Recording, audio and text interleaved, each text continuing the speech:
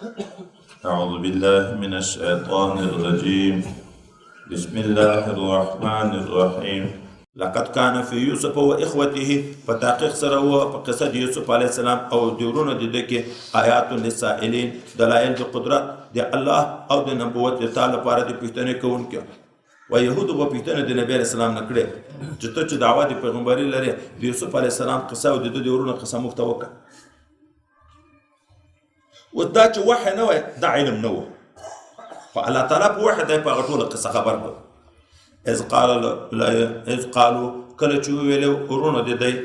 هغه نور لاسو ورونه لا یوسف و اخوه خامخا یوسف علیه السلام او ورور د چې بنیامین د سکنه احب الى ابینا دواړه ډیر ګران دي پلار د مخته منا تر موږ ونحن عصبه او حال دا چې موږ یو لوی قوتناکه دلې لایق دا چې موږ سره مینه وکړي ځکه کارونه ټول موږ کوو ان ابانا لفی ضلال مبین بشک پلار د موږ په خطای ښکارا کې ده اقتلوا یوسف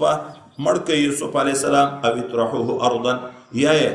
وغورځوئ تاسې په کومه مځکه کې لرې یخلو لکم وجه ابیکم چې خالي پاتې شي خالي شي تاسې ته د پلار د تاسې وتکونو من بعده تاسې به شئ وروسته تر وژلو د ده یا تر ورکولو د ده قوما صالحین قوم صالحین تائبین به شئ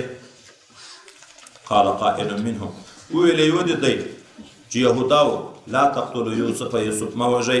والقوه في غیابة الجب وغورځوئ دی په تیاره د بیخ یو ګمنامه کوهي کې یلتقطه بعض السیاره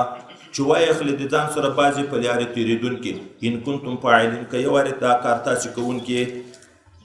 قالو وویلې دغه زمنو پلار ته یعقوب علیه السلام ته یا ابانا ای پلاره د موږ مالک لا تأمنا علی یوسف څه دي تا لره چې ته موږ امین نه ګرځئ په یوسف علیه السلام و انا له لناصحون موږ د یوسف علیه السلام ته خیر خواهان یو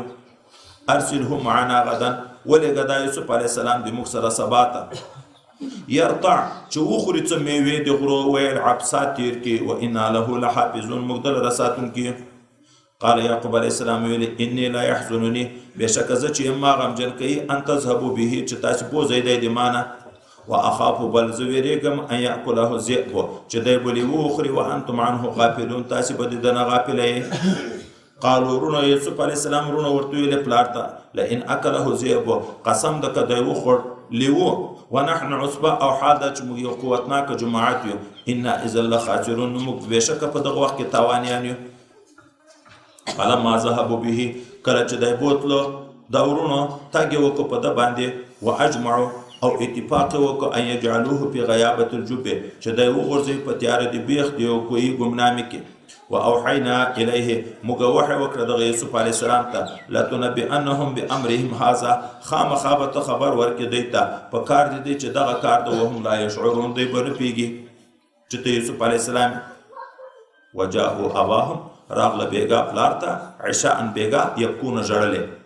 قالو وی ویلې یا ابانا ای پلاره دی موږ انا ذهبنا نستبق موږ تللي وو مسابقه مو سره کړه په غیشو ویشتلو کې په منډو کې وترکنا یوسف عند متاعنا موږ پرېښو یوسف علیه السلام د خپل سامان سره فاکله الذئب لیوه وخوړ وما انت بمؤمن لنا ته نه یې تصدیق کوونکی باور کوونکی موږ لره ولو کنا صادقین اگر که موږ رښتیني یو وجاءوا على قمیصه بدم کذب راوړه دوی پاس په کمیس د باندې وینې دروغجنې قال یوسف علیه السلام یعقوب علیه السلام ورته ویل بل سولت لکم انفسکم امرا بلکې ښایسته کړی دی د تاسو ته نفسونو د تاسو یو بد کار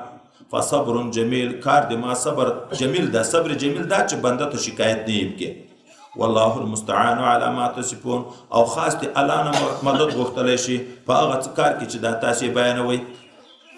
وجاءت سیارة راغله یوه قافله د مدین د طرف نه مصر ته تله فارسلوا واردهم دوی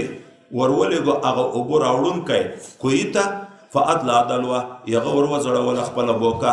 د یخ طرف نه په بوکه کې یوسف علیه السلام راناسته قال یا بشرا هذا غلام دغه سړي ویل ای خوشحالی د ما را حاضره شه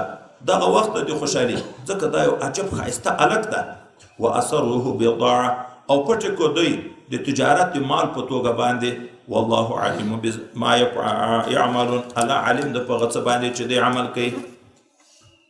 وشروه او دورونه بیا دای خرج کو به ثمن بخس دراهم معدوده په یو څو پیسو ناکارو شمیرل شویو باندې وکانو فیه من الزاهدین دوی و په حق د یوسف علیه السلام کې بې رغبته یا په روپیو کې شوق نه و هسې ورکوه